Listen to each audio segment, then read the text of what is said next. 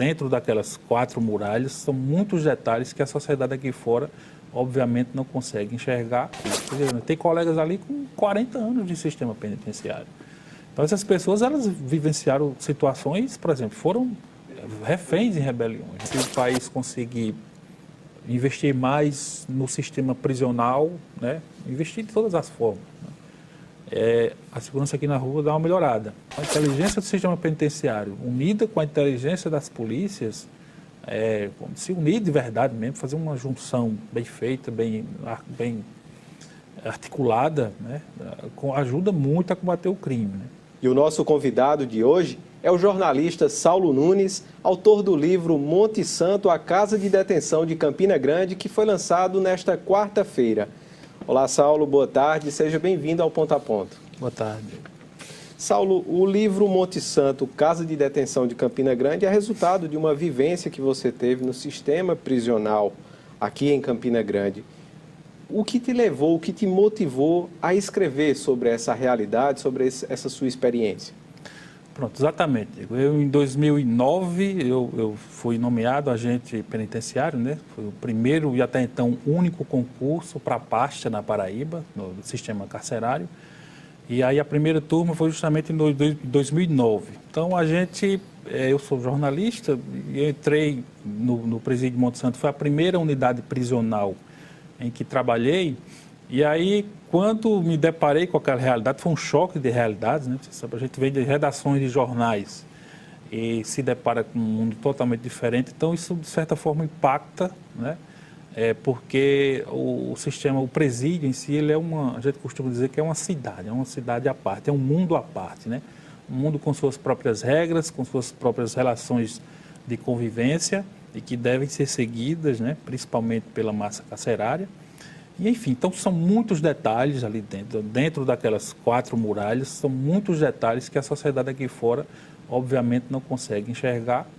E por conta disso, eu decidi, depois de 10 anos, né, estamos em 2019, eu decidi, não, vou escrever um livro, sempre tive essa vontade depois que entrei no sistema prisional, e agora estou concretizando aí esse projeto. A realidade era muito distante daquilo que você visualizava, o que é que mais te impactou? Quem está fora, né, dos muros para fora, na verdade enxerga uma realidade totalmente diferente, ou pelo menos assim, muito distante daquilo que acredita ser, né, o sistema penitenciário. E assim, o que impactou, por exemplo, às vezes as articulações internas, as manobras, enfim, porque são situações que muitas vezes levam-se ao risco, né? Por exemplo, eu vivi ali, vivenciei, presenciei mortes, né? Fugas, resgate de preso, né? Tudo isso o agente prisional ele termina ao longo de sua carreira passando por tudo isso. Então, isso ao longo do tempo e tanto você vivenciando quanto ouvindo histórias de colegas que vivenciaram até mais por questão do tempo, né? Tem colegas ali com 40 anos de sistema penitenciário. Então, essas pessoas, elas vivenciaram situações, por exemplo, foram reféns em rebeliões, né? Passaram horas, inclusive o livro traz um capítulo, passaram 30 horas no último episódio lá, reféns dos presos, reféns dos presos. Então, assim, tudo isso, você no dia a dia, você vai acumulando aquilo. Acredito até que um profissional da psicologia, psiquiatria, explique melhor essa pressão interna que termina se formando, né, na cabeça do agente prisional. E tudo isso vai se transformando numa, sei lá, uma bolha, uma pressão muito forte, até, infelizmente, às vezes, o profissional do cárcere, ele gerar alguma espécie de doença, né?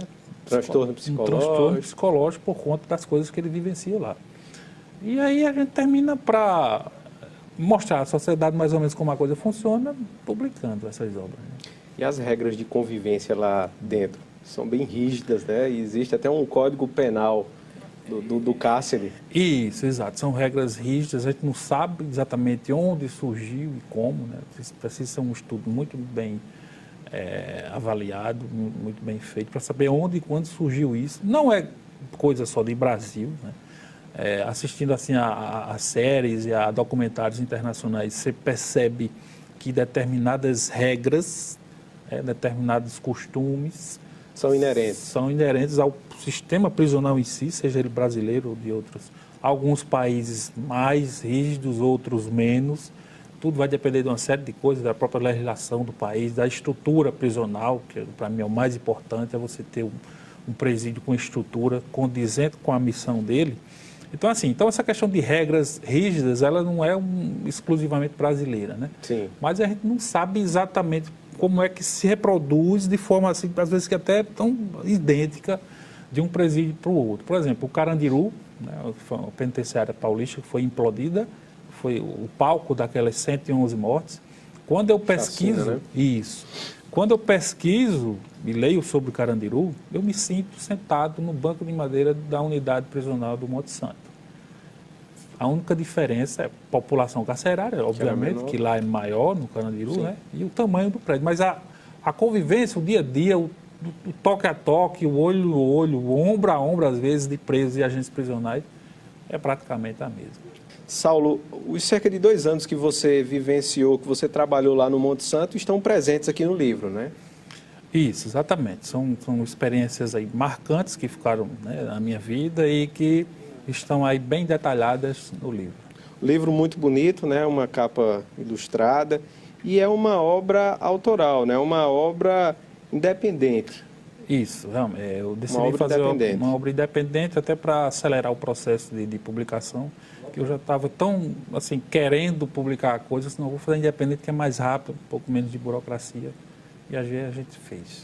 Saulo, a boa parte da sociedade tem uma impressão de que aquelas pessoas que estão ali no presídio são pessoas que não têm jeito, né? São pessoas que nunca serão ressocializadas, que não podem voltar ao convívio social. Nessa sua vivência, nesse contato que você teve com essa população carcerária, você tem essa impressão ou sua percepção é outra? Não, inclusive eu abordo no livro também. Uma parcela do sistema prisional, ela pode sim, perfeitamente, ela pode voltar às ruas, vamos dizer, recuperada, né, sem se envolver mais no crime. Isso acontece. A gente que é agente penitenciário, às vezes eu me sinto ainda agente penitenciário, policial penal, na verdade, agora. Sim. A gente sabe disso. A gente sabe que determinadas pessoas cometeram um crime no momento de deslize, ou até ingressaram para o mundo do crime propriamente dito, mas depois se arrependem, vê que não é aquilo e termina voltando para a sociedade e não comete mais crime. A gente sabe disso. O grande desafio é quem é que está nessa parcela? Qual o percentual dessa parcela? É 10%, é 20%, é 30%, é 50%? Quem são essas pessoas?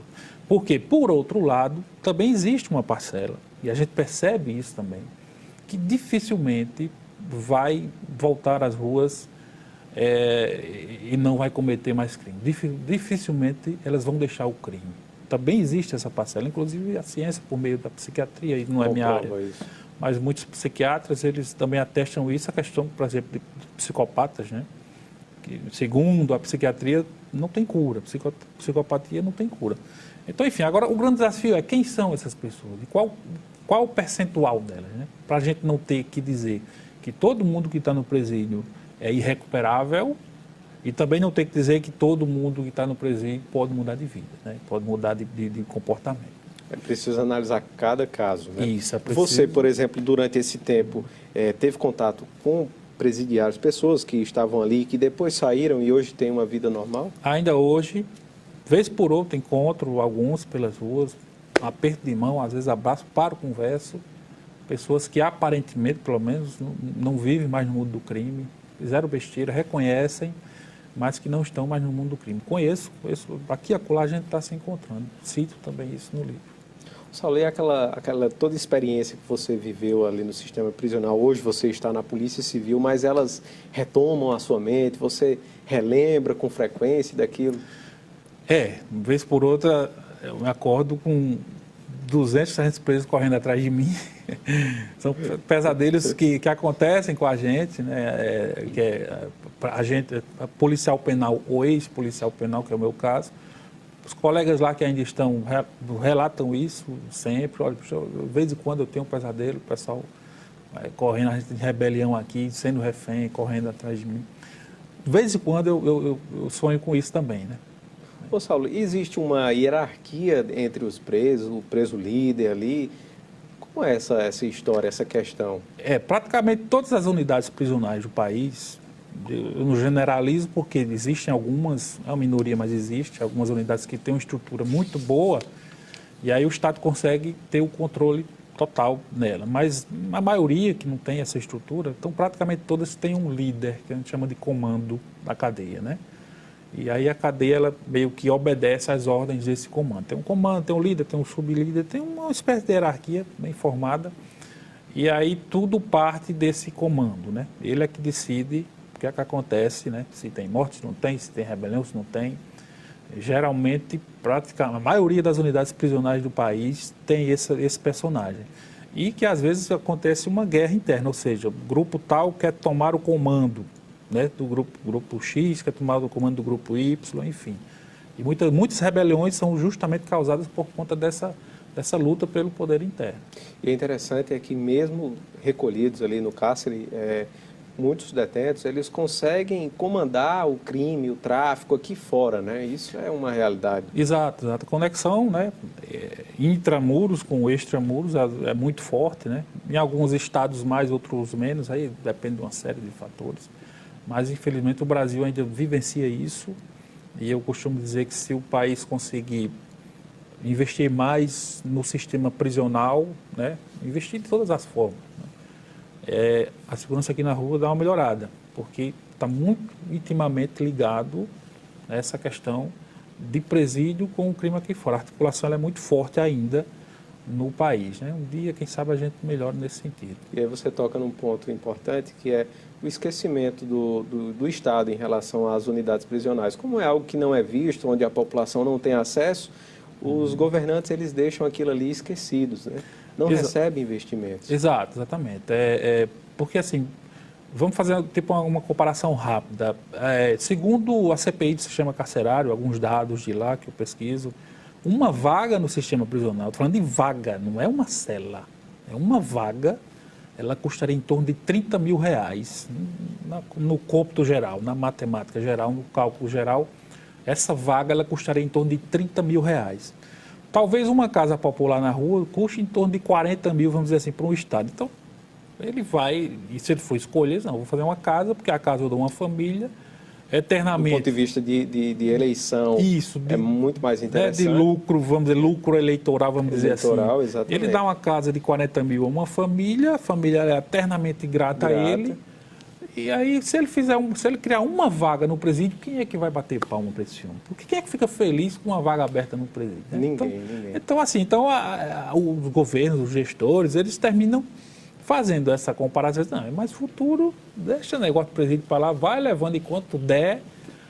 Mas é uma decisão meio... Porque tem o custo também, o custo social. Porque aí, se você não controla o presídio, né, como a gente está falando, de certa forma, a violência nas ruas... Isso impacta na sociedade, né? Impacta na sociedade. Diretamente. Então, assim, tem que saber fazer bem essa balança para não ganhar de um lado e também perder do outro, né? E essa falta de investimento que a gente comenta aqui, ela interfere diretamente, por exemplo, num aspecto que é muito comentado, que é...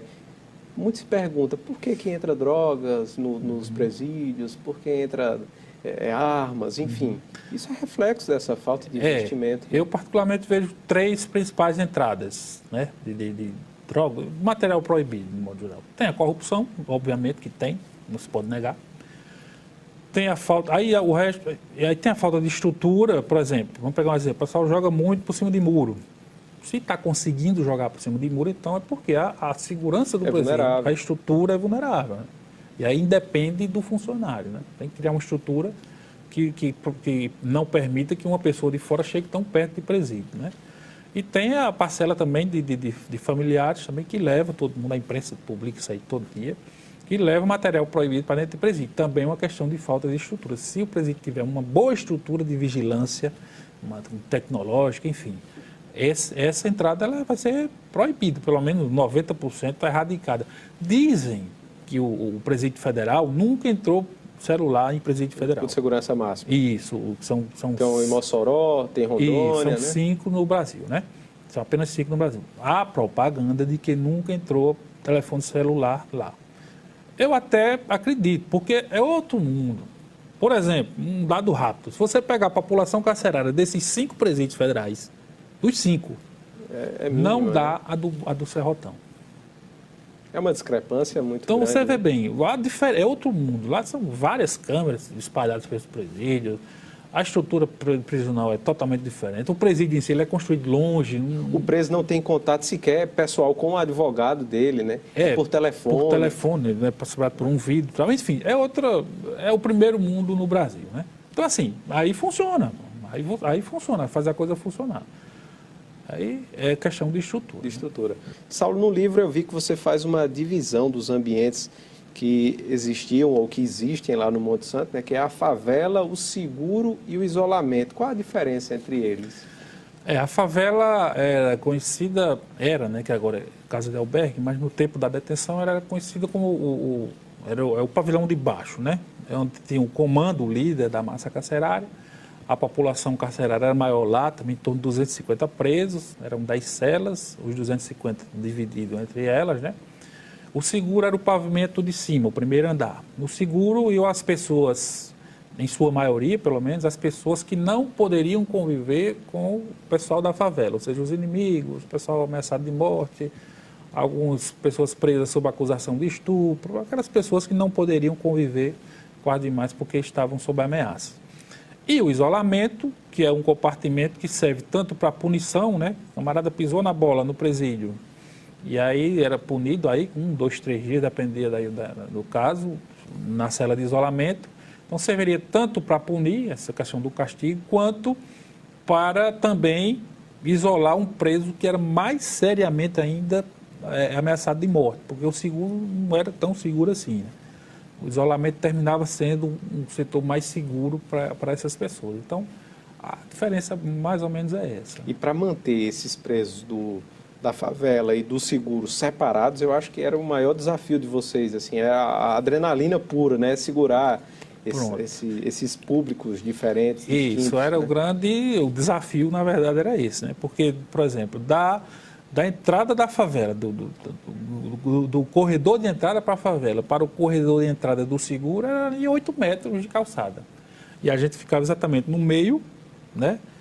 Ou em frente à casa corredor deles, justamente para evitar que, sei lá, o pessoal da favela fosse invadir o seguro para ter uma espécie de vingança, matança, enfim. Eu não sei até que ponto a gente conseguiria evitar, né? Porque, graças a Deus, eu não passei por rebelião, mas aí o pessoal antigo foi refém, muitas vezes, porque enquanto eles eram reféns, os inimigos se matavam, né? É bom até citar porque, assim, muitas vezes o objetivo de uma rebelião é apenas matar fulano de tal. O agente mantém refém, não é nem para fazer mal ao agente, né? É apenas para que ele evitar que ele impeça fica na tua, que não é crime, contigo, né? A parada ali, depois que a gente resolver, volta tudo ao normal. Só que não é toda vez, isso é uma vez ou outra. E o policial penal, ele nem sempre sabe o que é que está acontecendo. A bomba explode e ele está ali no meio, infelizmente, tem que se render e rezar para tudo dar certo para ele no final, né?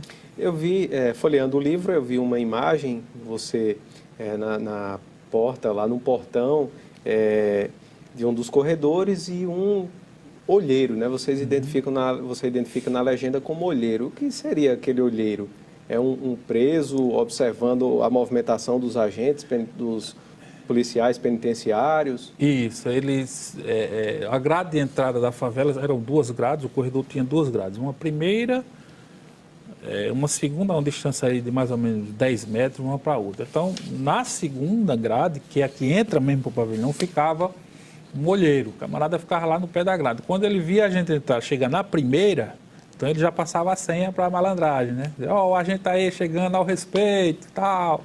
Então, uma espécie de senha para a galera, se tivesse com algo proibido, se esconder ali e tal e não ter problema. Então, a gente caminhava normalmente para entrar na favela e estava tudo tranquilo. Tudo, né? Tranquilo. Mas existe o olheiro também, aquele que ajuda o policial penitenciário, aquele detento de confiança?